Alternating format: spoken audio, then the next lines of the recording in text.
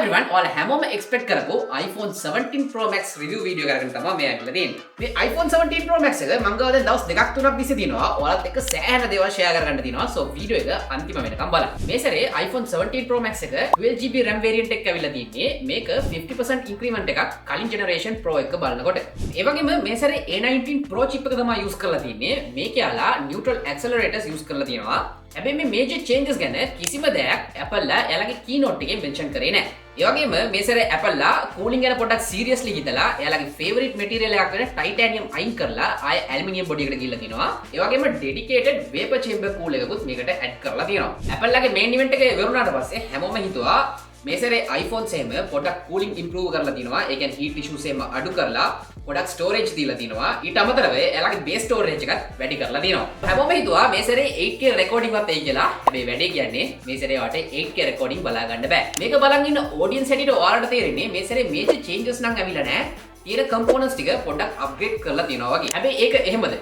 මේ සැරේ 17 Pro Max එකේ change එකක් තියෙනවද? ඔයා 16 Pro Max එකක් use කරගෙන ඉන්නවා නම් 17 Pro Max එකට යන්නේ එක worth. මේ ඔක්කොමඩ උත්තර අද මේ වීඩියෝ එකෙන් බලා ගන්න පුළුවන්. So වීඩියෝ එක අන්තිම වෙනකම් බලන්න. ඒ වගේම වීඩියෝ එකට කැමති නම් like එකක් දාලා යන්න. and වීඩියෝ එකට යන්න කලින් මම තව දෙයක් කියන්න ඕනේ. මෙන්න මේ iPhone එක අපිට ලබා දුන්නේ Celtronics ආයතනයෙන්. So ඔයාලට අලුත් iPhone 17 series එක එහෙම නැත්නම් තවත් flagship Android ඊට අමතරව mobile phone accessories එහෙම ගන්න ඕන නම් ඔයාලට පුළුවන් Celtronics එයාලගේ website එක නැත්නම් එයාලගේ showroom එක visit කරන්න. මුලින්ම අපි කැමරාස් වලින් පටන් ගමු. night shots උනත් day shots උනත් 17 Pro Max එකේ ඔයාලට කිසිම ප්‍රශ්නයක් නැතුව confidence පිට shoot කරන්න පුළුවන්. ඒ වගේම portrait shots එකම වය නැතුව ඔයාලට confidently shoot කරන්න පුළුවන් because මෙයා always HD එක හරියට pick up කරනවා. ඊළඟ major change එක තියෙන්නේ front camera එකේ. දැන් ඔයාලට front camera එකේ wide shoot කරන්න පුළුවන්. මේක ගොඩක් useful. ඔයා group එකත් එක්ක video call එකක් එහෙම නැත්නම් දෙන්නෙක් එක්ක video call ගන්නකොට මේක සෑහෙන useful. එහෙම නැත්නම් ඔයාලට phone එක එහාටයි මෙහාටයි හරවගෙන ඉන්න වෙනවා. දැන් ඔයාලට එහෙම කරන්න ඕනේ නැහැ. wide angle ලින් මෙයා ඔක්කොම details ටික capture කරනවා. මෙතන notice කරන්න ඕනේ දේ තමයි මෙයා wide angle ගිහින් capture කරත් කිසිම detail එකක් loose වෙන්නේ නැතුව මෙයාට capture කරගන්න පුළුවන්. ඒ වගේම මේ සැරේ Apple ලා keynote එකේ කියපු main දෙයක් තමයි මේ සැරේ ඔයාලට 48 megapixel 4x telephoto camera එකක් දීලා තියෙනවා. හැබැයි මම test කරපු විදිහට ඔයාලට noticeable quality difference එකක් බලා ගන්න බෑ 16 Pro Max එක compare කරනකොට. ඒ වගේම මම මේක use කරනකොට තව දෙයක් notice කරා. ඔයා 4x telephoto තියලා දෙයක් zoom කරනකොට close up objects එනකොට එයා ඒක automatically 1x වලට convert කරගන්නවා. මං හිතුවා මේක software bug එකක් කියලා future updates වල එයාලා ඒක හරි ගස්සයි. ඒ වගේම cameras ගැන කියන්න ඕනේ තව negative එකක් තමයි තාමත් iPhone 17 Pro Max එකට 8K video recording කරන්න බෑ. and මේ තියෙන්නේ iPhone 17 Pro Max එකේ default camera app එකකින් record වෙන footage එක. ඒ වගේම මේක mic quality එකත් default camera එකෙන්ම pick up කරන එකක්. මේකෙන් pick up කරන එක නෙමෙයි. මේක camera එකට connect කරලා තියෙන්නේ. ඔයාලට audio quality එකත් මේ phone එකෙන්ම record වෙච්ච විදිහට තමයි බලා ගන්න පුළුවන්. අපි මෙතන තමයි ටෙස්ට් එක තියෙන්නේ. and මේ footage එක Apple ලගේ ProRes mode එකෙන් shoot කරලා color grade කරපු footage එකක්. මේක බැලුවොත් එහෙම එයා pure raw format එකෙන් shoot කරලා තියෙන්නේ. මේක තමයි අපිට cameras වලත් බලා ගන්න පුළුවන්. මේක වට කිසිම detail එකක් loss වෙන්නේ නැතුව ඔයාලට shoot කරගන්න පුළුවන්.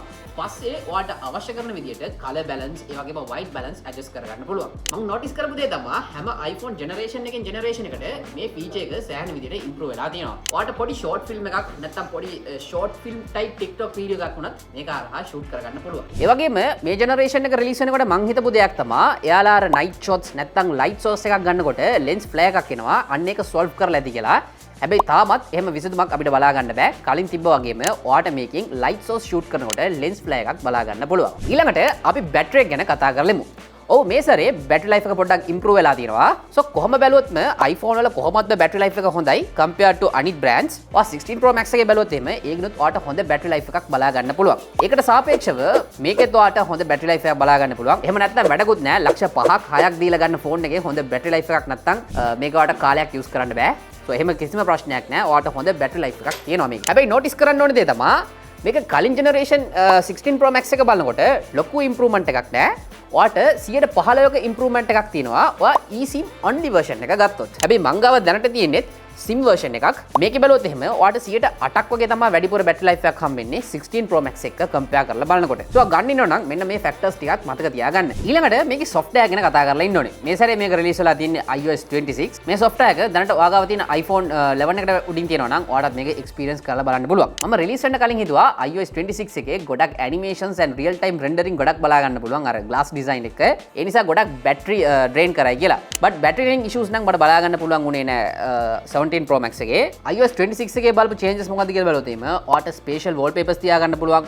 අවශ්‍ය විදිහට ඩෙප්ත් ඉෆෙක්ට් එක ඇවිල්ලා තිනවා. ඒ වගේම හැමෝම එක්ස්පෙක්ට් කරපු ග්ලාස් ඩිසයින් එක ඇවිල්ලා තියෙනවා. හැබැයි මම ඔයාලට කියන්න ඕනේ iOS 26 එකේ අනිත් ෆෝන්ස් වල කොහොමත්ම ග්ලිච් තියෙනවා දැනට. එයා යන්න software updates දීලා හරි ගස්සනවා.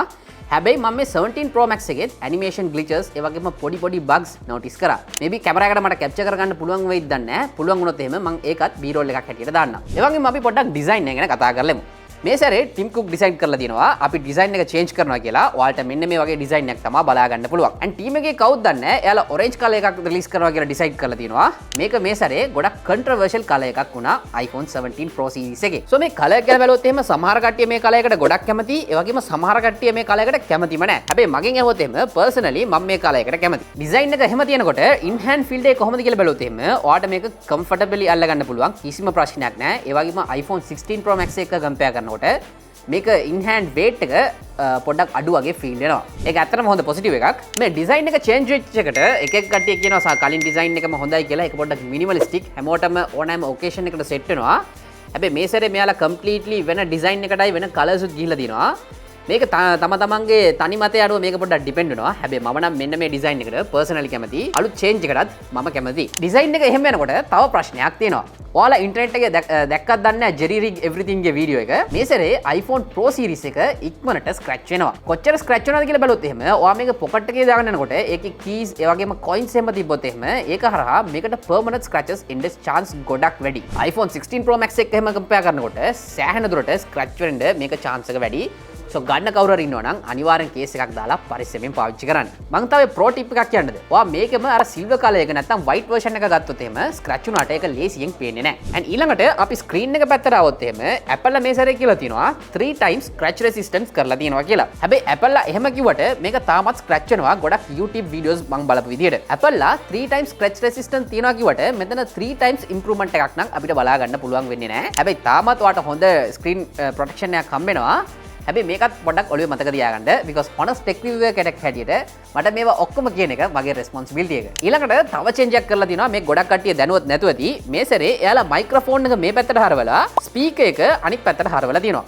මේක ඇඩ්වාන්ටේජ් එකකුත් තියෙනවා ඩිස්ඇඩ්වාන්ටේජ් එකකුත් තියෙනවා. ඔයා ෆෝන් එක මෙහෙම තියලා කෝල් එකක් එහෙම ගන්නකොට ඔයාගේ මයික්‍රොෆෝන් එක දැන් බ්ලොක් වෙන්නේ නැහැ. ක්ලියර්ලි ඔයාගේ සවුන්ඩ් එක ඇහෙනවා. ඒ වගේම ඔයා මෙන්න මේ විදිහට තියලා ලෑන්ඩ්ස්කේප් එකකින් YouTube වීඩියෝ එකක් බලනකොට ඔයාගේ ස්පීකර් එක දැන් බ්ලොක් වෙන්න ඉඩ තියෙනවා. ඊළඟට අපි performance ගැන බලලෙමු. මේ සැරේ Apple නම් කියලා තියෙනවා performance එක increase වෙලා කියලා. එයාලා ඒක හැම සැරේම කියනවා.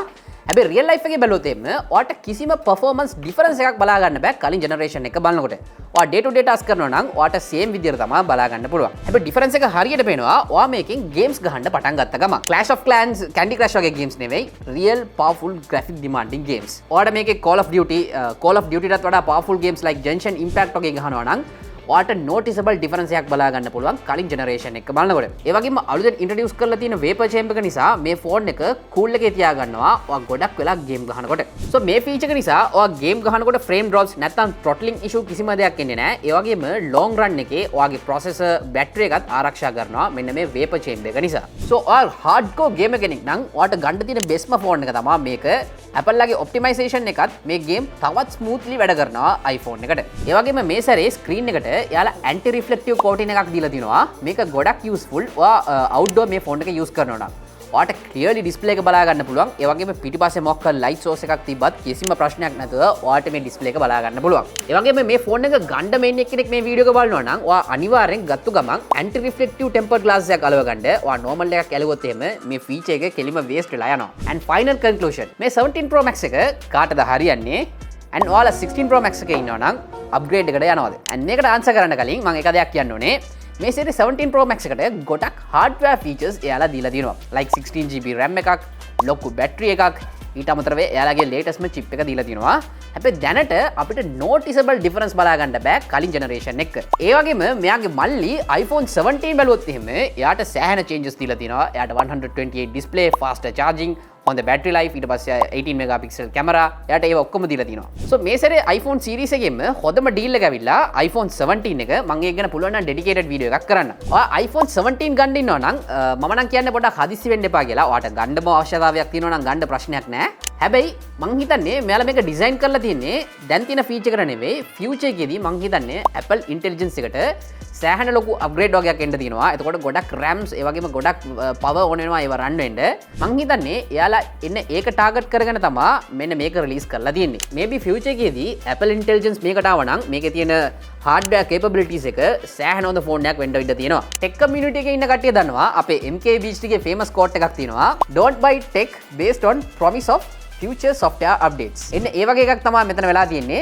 මං හිතනවා මම මේ වීඩියෝ එකේ කවර් කරන්න පුළුවන් ඔක්කොම කවර් කරා කියලා. and මේ වීඩියෝ එකට කැමති නම් channel එක අනිවාර්යෙන් subscribe කරලා like එකක් දාන්න. ඒ වගේම iPhone 17 එකේ detail review එකක් ඕන නම් පල්ලෙහා comment කරන්න. අපි අනිවාර්යෙන් ඒකත් අරන් එන්නම්. and මේ වගේ තවත් useful and honest tech review එකක් අරගෙන මං ඔයාලව ආයෙත් හමු වෙන්නම්. until then peace.